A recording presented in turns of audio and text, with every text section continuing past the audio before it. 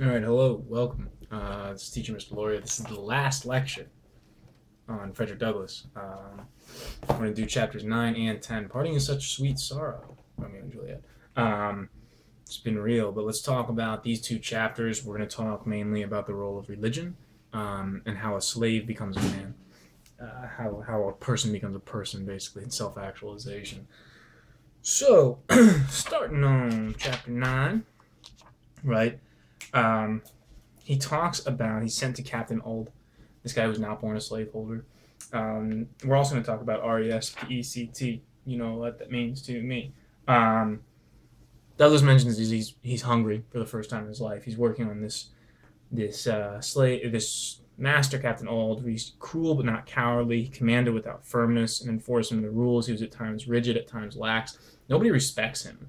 Any of these slaves don't respect him, and that gets to a good point. Like, what is it that makes somebody be respected? Something happens to Captain Old. He doesn't find respect. Um, he finds something else that makes him a lot more diabolical. And I think that in 9 and 10, Douglas, uh, the theme or his idea that religion is something that corrupts, religion is a tool of control, is really, really kind of comes forth. Again, the appendix is a backpedaling. Oh, I'm so sorry I said these things, but I think he's being very, very deliberate in how he says it. So, he says that, listen, in August 1832, the master, he went to this camp, he experienced religion, right? And it did not make him more humane to his slaves or to emancipate them. If it had any effect on his character, it made him more cruel and hateful in all his ways. For I believed him to be a much worse man after his conviction than before. ... He found religious sanction and support for his slaveholding cruelty. And so this is what Douglas starts to really talk about. I mean, he'll just deliberately like, this guy was terrible, terrible, terrible with his slaves. He implies that there's a lot of rape going on, which there was, right?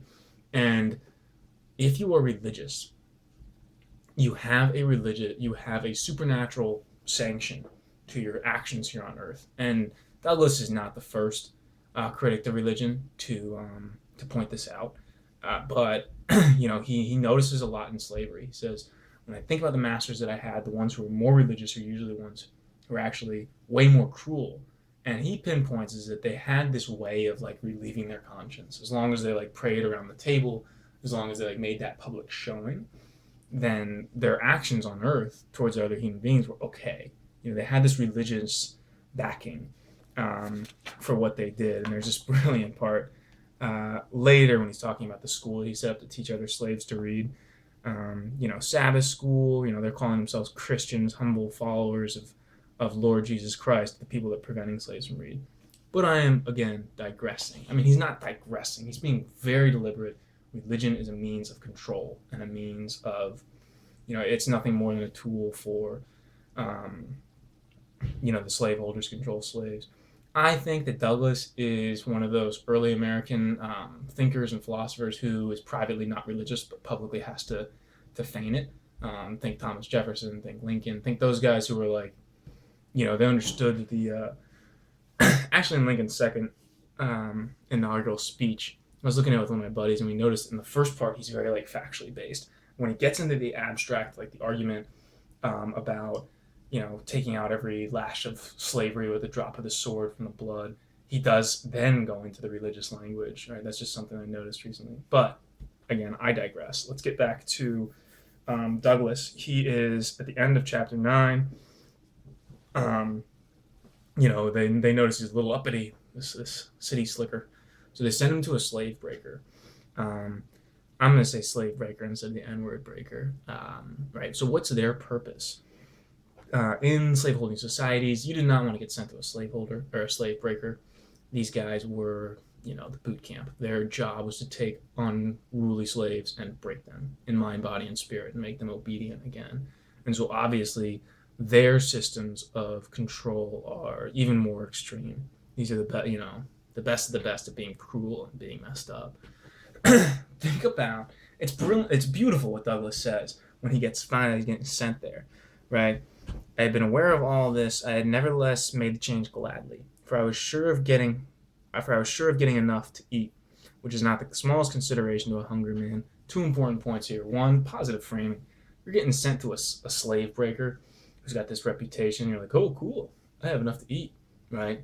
It's it's pretty interesting. Nelson Mandela just died, so I just was rereading Invictus, which is a poem he would read himself in jail for 27 years, right? And there's this line in it that says, "My head is bloody but unbowed," right? That even though chance will bludgeon me, I keep my chin up. So there's out of the two things to think about: one, positive framing, and like this power of like I, right? You can't get my spirit or my soul or call that whatever you will, the I inside of me. Two, let's point out that Douglass is a pretty large man. He is.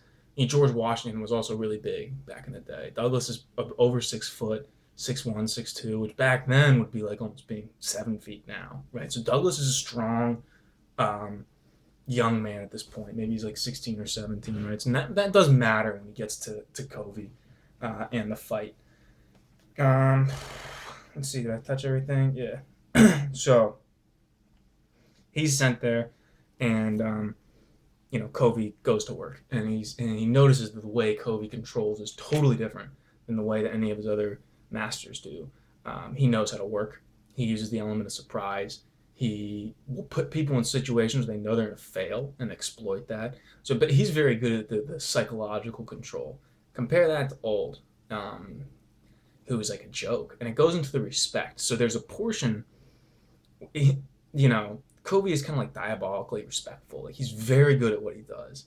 Um, he taught, yeah, again, the power to deceive. Uh, he gets whipped a lot of times. And then there's this part where, the, you know, during the first 6 months, it was never too hot or cold. We were always working, and his discipline tamed me. Mr. Covey succeeded in breaking me. I was broken in body, soul, and spirit. My natural elasticity was crushed. My intellect languished. My disposition to read disappeared. That cheerful spark, which lingered about my eye, died. Behold, a man transformed into a butte. And this is interesting. Douglas points out, you got me. You got me. I even thought about killing myself. I was prevented by a combination of hope and fear, which is interesting, right? It's a complex emotion that's preventing his suicide. But he does say, like, you got me. You did. I pour out my soul's complaint. Brilliant line, where he says, I have only one life to lose. I had as well be killed running as die standing, right? I had as well be killed running than die standing. I think what he's saying is, I want the power to be in my hands, right? I'm killed running versus die standing. Then he says, you have seen how a man was made a slave. You shall see how a slave was made a man. And I'll ask you, maybe I mentioned this in the beginning as I was rambling, is it okay to fight, right? Is it okay to fight? Think on that for a second. Take a sip of water. Right. So I am an educator. And this is one area that I differ in opinion with a lot of my fellow educators, who I'll point out, not being sexist, but most of them are female. I've I think it is okay to fight. Usually when students get in fights, I'll say, what are you fighting about? See if it's worth it. And then what's your relationship to each other? If they're cousins or something, my explanation is like, oh, okay, don't fight at school, you fight at home. I mean, I had brothers, we fought each other like dogs growing up. So anyhow, is it okay to fight? Douglass is beat, right? And he's so bloodied, he goes back to his old master and says, look at me, right? Look at what he's done to me. Which is interesting. He doesn't first stand up for himself. First thing he does is he does go to his master and says, help me. Master sends him back, right? When he goes back, there's a passage about root that I think the only purpose he brings up this root, right? This one slave's like, oh, keep this root in your pocket, right? Notice the progression there. First he goes to the person who's supposed to like take care of him. He's not getting help there. Then he turns to superstition, which again, he thinks religion is superstition. That's not the help there, right? I resolved to fight. And we get to this passage, and this is the last one we'll cover in depth. He fights Mr. Covey. And, right, he held on to me. I seized him hard by the throat. He trembled like a leaf. That gave me assurance. I held him uneasily, causing the blood to run where I touched him with the end of my fingers. I mean, you'd think that you got to be pressing on somebody's neck pretty hard to have blood come out. It says that they fought for nearly 2 hours.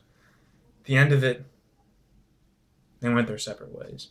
And he says the rest of the year he didn't ever whip me again. Why is that?